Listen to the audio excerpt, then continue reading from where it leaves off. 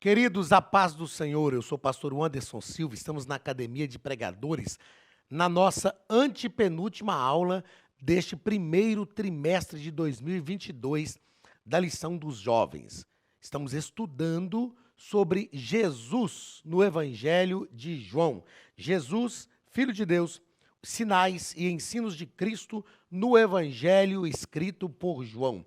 Na aula de hoje estudaremos a lição de número 11, antepenúltima lição do trimestre, do dia 13 de março. O título da lição é Sétimo Sinal, Jesus ressuscita Lázaro. Falamos desde o início que são 7 sinais que João registra, todos eles objetivando a revelação de Cristo como Messias, Jesus como Deus encarnado. E hoje vamos estudar esta ressurreição de Lázaro, um amigo pessoal de Jesus. Uma família especial para Jesus, uma família que recebeu Jesus por diversas vezes em Betânia, na vila de Betânia, vilarejo de Betânia, que distava aproximadamente 3 quilômetros de Jerusalém. O nosso comentarista cita 2.700 metros, 2 quilômetros e 700 metros. A gente costuma falar cerca de 3 quilômetros. Foi um lugar estratégico para Jesus, uma casa que sempre recebia Jesus e os seus discípulos, e era uma família realmente amiga de Jesus. Quando Lázaro morreu, a gente vai ver aqui as narrativas, né, do texto, as irmãs de Lázaro mandaram um mensageiro até Jesus dizendo assim: vá até Jesus e diga para ele o seguinte: Lázaro, o teu amigo, a quem tu amas, está enfermo. Então isso é muito forte, né? Lázaro, o teu amigo, a quem tu amas, está enfermo. Nós vamos estudar este sétimo sinal hoje. Texto principal está em João, capítulo 11 e versículo 25. Disse-lhe Jesus: eu sou a ressurreição e a vida. Quem crê em mim, ainda que esteja morto, viverá. Jesus não está falando que quem crê nele está morto. Ele diz, ainda que esteja morto. Ele é a ressurreição e a vida. Sendo ele a vida, quem crê nele tem vida. Mas ainda que esteja morto, viverá. Isso é magnífico. Quando nós pegamos esse versículo e aplicamos na totalidade da vida humana, como é lindo quando nós percebemos que pessoas que creem em Cristo realmente vivem, revivem, ressurgem. Quantas pessoas que vieram a Cristo em momento que estavam mortas já, morto espiritualmente, morto socialmente, morto profissionalmente, familiarmente, tudo morto. E quando nós encontramos com Jesus, tudo ressuscita, porque Jesus é o Deus da vida. Olha o que ele diz, eu sou a ressurreição e a vida. Então, quando Jesus chega na nossa vida, ele ressuscita tudo na sua plenitude. Resumo da lição: Jesus tem o controle a respeito da vida e da morte. Ele nunca perde o controle de nada. Jesus é Deus também, assim como o Pai, e ele tem o controle nas suas mãos de todas as coisas. A leitura do texto bíblico, e o nosso texto bíblico está em João, capítulo 11, versículos 1, 3 e 4, 14, 17, versículos 39 ao 41, versículos 43 e 44. É a nossa leitura, é o nosso texto bíblico, né? Estava, então, enfermo um certo Lázaro de Betânia, aldeia de Maria e de sua irmã Marta. Mandaram-lhe, pois, suas irmãs dizer: Senhor, eis que está enfermo aquele que tu amas. Eu acho esse texto lindo. Eis que não é qualquer pessoa que está enferma. Está enfermo aquele que tu amas. E outra coisa, outro aprendizado importante desse texto é nós observarmos que aqueles que são amados por Jesus também se enfermam, também se adoecem, também adoece. Não é porque Jesus nos ama que a gente não vai passar por esses problemas, por essas adversidades. Está enfermo aquele que tu amas.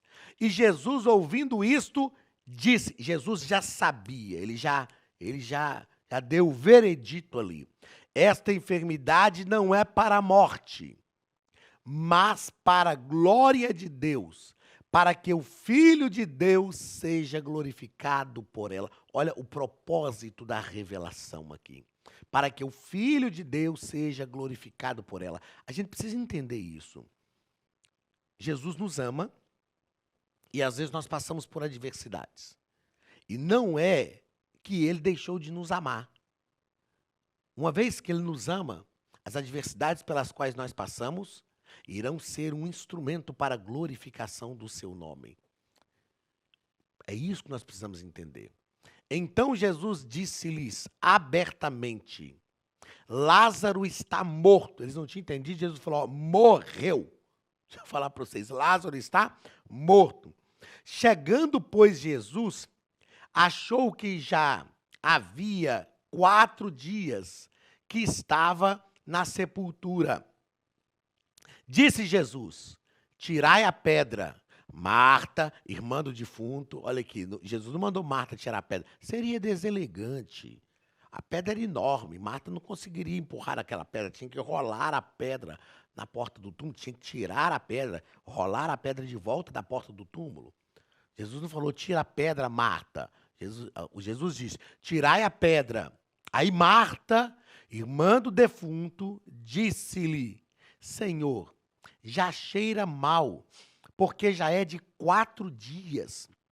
Disse-lhe Jesus, não te hei dito que se creres verás a glória de Deus? Tiraram, pois, a pedra. E Jesus, levantando os olhos para o céu, disse, Pai, graças te dou por me haveres ouvido. E tendo dito isto, clamou com grande voz, Lázaro, vem para fora. E o defunto saiu, tendo as mãos e os pés ligados com faixas, e o seu rosto envolto num lenço. Disse-lhes Jesus, desligai-o e deixai-o ir, ou seja, desatai-o. Me chama a atenção este texto, assim como na lição passada também, nós estudamos sobre a cura do cego, né? Cura do cego de nascença. Na lição passada, não, eu até conferindo aqui, na lição de número 9, nós estudamos sobre a cura do cego de nascença, envolveu um contexto familiar. Aqui envolve totalmente a família. Envolve totalmente a família. É claro que nessa família de Marta, Maria e Lázaro, nós sempre vemos aqui, aliás, Maria, Marta e Lázaro, nós sempre vemos aqui a evidência dessas irmãs, dessas 2 mulheres, em relação a Lázaro. Ao que tudo indica que Lázaro era o irmão caçula da família e as mulheres estavam em evidência. Mas eles eram amigos de Jesus. Jesus amava Lázaro também. Maria era aquela que prestava um serviço. Marta era aquela que sentava-se aos pés de Jesus para ouvir. E Lázaro? A Bíblia não fala de uma atitude de Lázaro em relação a Jesus. A Bíblia não fala que Lázaro ajudava Maria, ajudava Marta nos afazeres. E a Bíblia não fala também que Lázaro se assentava aos pés de Jesus. É claro que eu acredito que ele se assentava, mas a Bíblia não fala isso. Porém, a Bíblia fala que Jesus amava Lázaro. Para estas irmãs declararem isso, Senhor, eis que está enfermo aquele que tu amas. Elas tinham convicção, elas tinham certeza deste relacionamento. Agora, mesmo não sendo tão explícito este relacionamento de Lázaro com Jesus, É claro que para que elas entendessem que Jesus amava Lázaro, Lázaro tinha um relacionamento com Jesus. E é importante nós aprendermos que Jesus ama a todos. Jesus ama a Marta, que presta um serviço. Jesus ama a Maria, que se assenta aos seus pés. Mas Jesus ama Lázaro também, que está na casa, que pertence à família. Jesus ama a sua família como um todo. Até aqueles mais problemáticos, Jesus ama. Até aqueles que estão enfermos, prestes a morrer, Jesus ama. É claro que enfermos fisicamente, mas enfermos também espiritualmente. Jesus não deixou de amar porque está enfermo. Queridos, a Academia de Pregadores tem um recado importante para vocês. Olá, queridos alunos e alunas da Academia de Pregadores, que bom ter você conosco neste momento tão especial. Estamos aqui para apresentar a nova plataforma da Academia de Pregadores, que foi construída ao longo dos últimos meses com muito carinho, um grande investimento, para levar até você não somente um conteúdo de excelência, mas também tecnologia de ponta. Veja comigo. Os cursos estão organizados por trilhas na página principal. Aqui você encontra sugestões, lançamentos, temas específicos e outras categorias. No final da página tem uma trilha com todos os cursos. Após começar os seus estudos, a primeira trilha será Continuar assistindo, que mostra somente os cursos iniciados por você. Sobre a capa do curso, consta o número de aulas, a carga horária e um botão para adicionar aos favoritos. Nesta seta, você pode expandir e ver um vídeo de introdução. Para fazer login, clique no avatar no canto superior direito e insira o seu e-mail e senha usados no cadastro. Caso tenha esquecido a senha, é só clicar neste link, preencher o e-mail cadastrado e a senha será enviada. No canto superior esquerdo fica o novo menu do portal. Ao abrir um curso pela primeira vez, você vê as informações do curso e do professor. E na lateral, ou logo abaixo, se for no celular, está a lista de módulos e aulas. Algumas aulas iniciais podem ser grátis e qualquer pessoa que fizer um cadastro rápido pode assistir. Após se matricular, aqui você vê as aulas concluídas, aulas liberadas ou agendadas. Você pode adicionar os favoritos, dar uma nota ao curso e acompanhar o seu progresso. E se você sair do curso e retornar depois, o sistema vai abrir exatamente a última aula assistida. Se estiver no computador, use esta seta para ampliar a tela. Logo abaixo da videoaula você encontra os links para baixar anexos, como áudio e apostilas. E neste campo em branco, pode fazer as suas anotações enquanto assiste. Depois é só imprimir ou salvar. Quando terminar o curso, clique no botão Emitir meu certificado e ele será gerado automaticamente no mesmo instante e sem custo. Clicando no avatar, você tem acesso ao seu perfil e histórico de pagamento. Em Meus Cartões, pode adicionar um novo cartão de crédito para fazer o pagamento do seu plano. Se você já era nosso aluno e seu cartão não aparece aqui, adicione um cartão na nova plataforma. Então aproveite as novidades e clique em Assine Agora. Escolha um dos planos e tenha acesso a todos os cursos imediatamente. Venha para a Academia de Pregadores, a maior escola bíblica online do Brasil.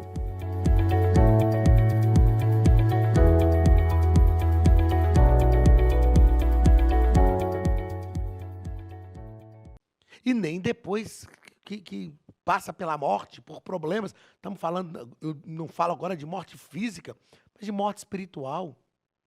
Jesus continua amando. Ele morreu, mas Jesus chegou lá para ressuscitá-lo. E é interessante que esse texto envolve esse contexto familiar.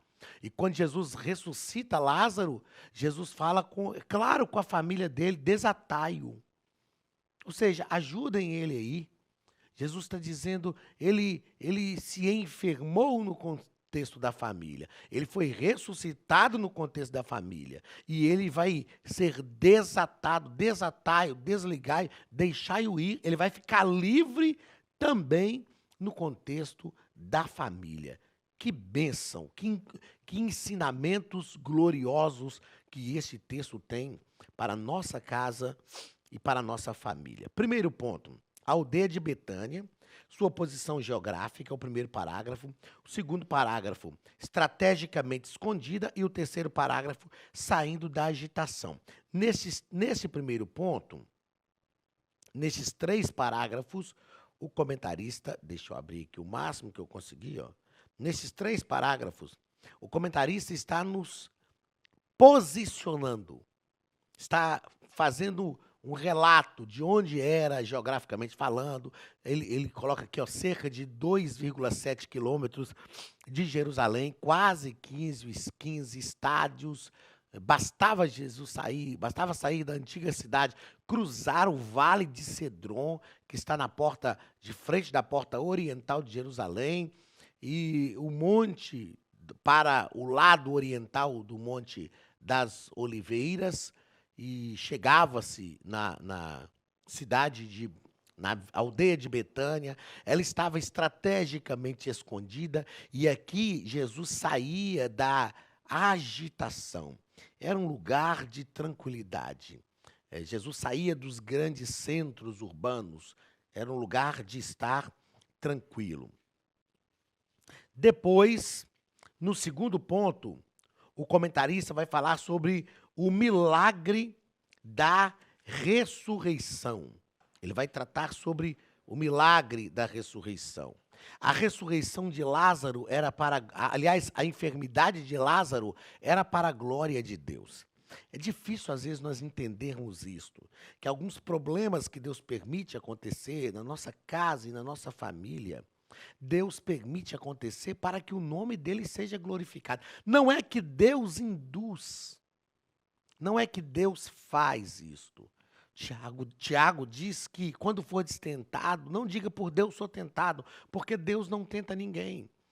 Mas uma coisa é certa, as coisas vão acontecer, problemas virão, e virão porque Deus permitiu. Porque se Deus não permitisse, eles não viriam. Mas nós precisamos entender e precisamos acreditar nisto, que esses problemas acontecerão, mas serão para a glória de Deus.